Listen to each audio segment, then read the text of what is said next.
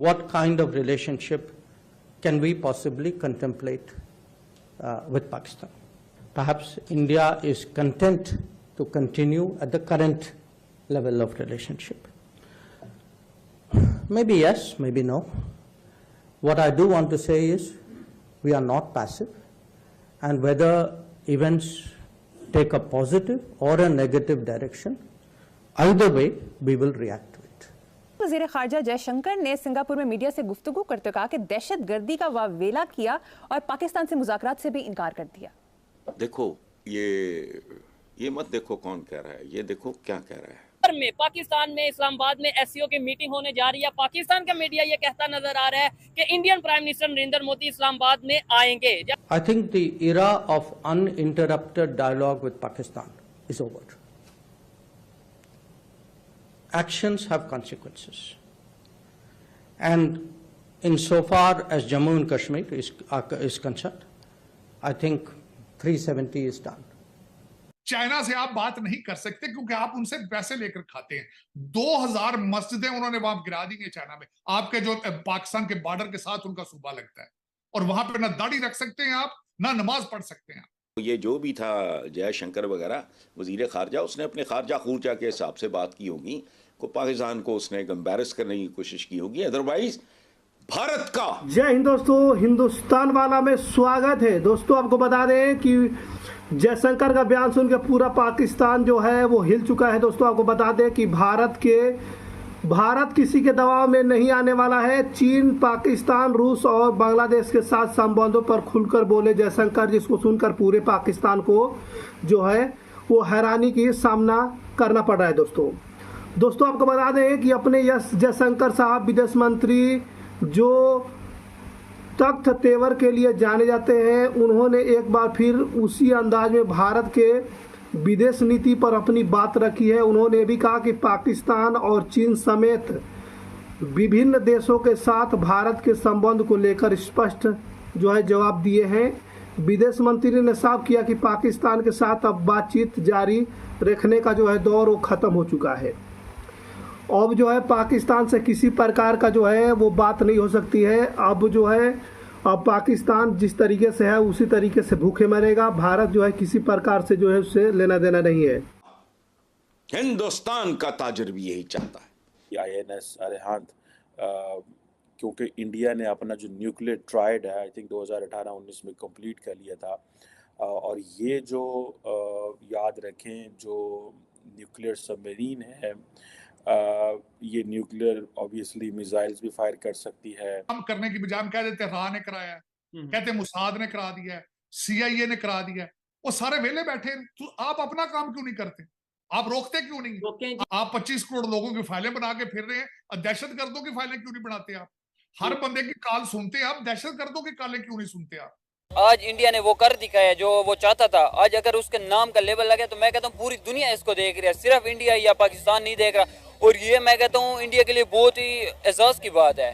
ये सारा कारोबार है चौक साहब। आज यहाँ पे अमेरिका के अंदर आज अभी थोड़ी देर पहले एक न्यूज आई है कि हमास का जो हेड है उसकी नेटवर्थ $4 बिलियन है। आप इस वक्त IMF के जो तलबे चाट रहे हैं सिर्फ 72 मिलियन के लिए। दो हेड, जो एक अभी सर्विंग हेड है हमास का वो, और जो पिछला है, दोनों की नेटवर्थ $4 बिलियन। इंडिया अगर डॉलर की ट्रेड छोड़ता है, 1.4 बिलियन पीपल डॉलर की ट्रेड छोड़ते हैं, तो आप समझ सकती हैं कि दुनिया की टोटल आबादी 7 बिलियन है। 7 में से एक हिस्सा खाली डॉलर की ट्रेड छोड़ दे तो उस कंट्री पे क्या पड़ेगा?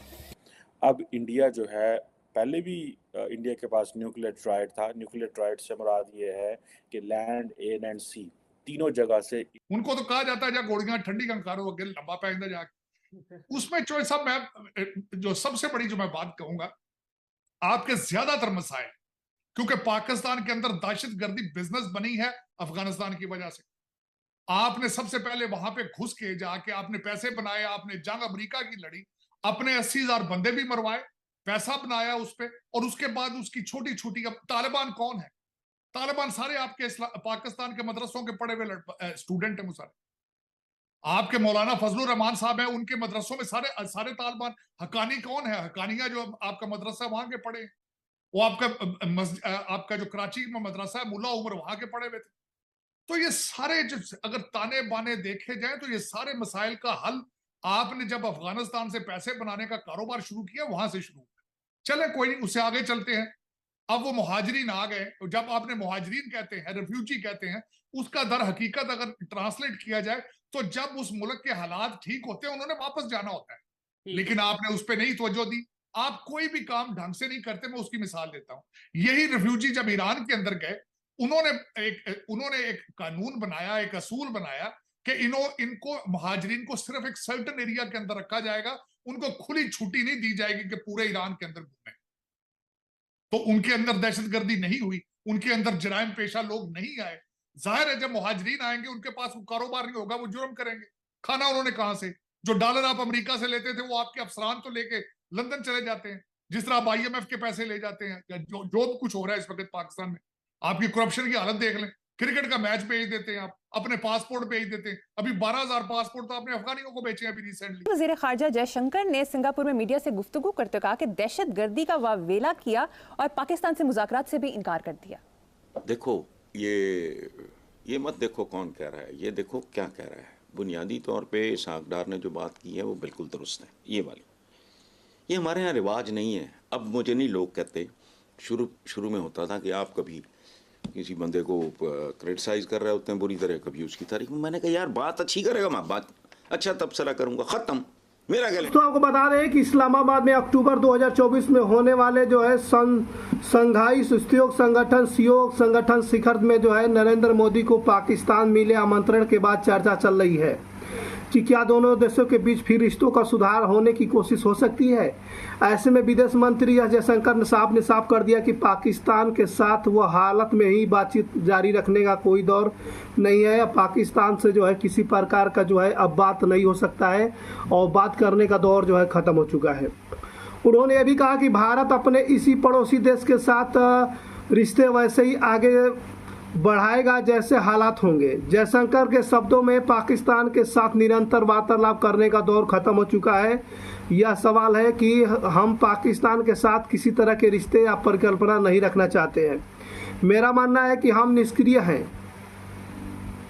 आगे हालात सकारात्मक रहते हैं या नकारात्मक रहते हैं, हम उस हिसाब से कदम उठाएंगे। करते हुए उन्होंने ये भी कहा कि रूस के आर्थिक रिश्तों को लेकर स्पष्ट किया गया है। इस मामले में जो है किसी को पूरे देश में दबाव आने वाले नहीं है, लेकिन उनका फोकस भारत के पड़ोसी क्षेत्र पर ही रहा जिसका नाम पाकिस्तान है। दोस्तों, कहा कि दुनिया के किसी भी देश के लिए पड़ोसी साथ बड़ी शक्तियों के साथ रिश्ता एक पहेली होती है।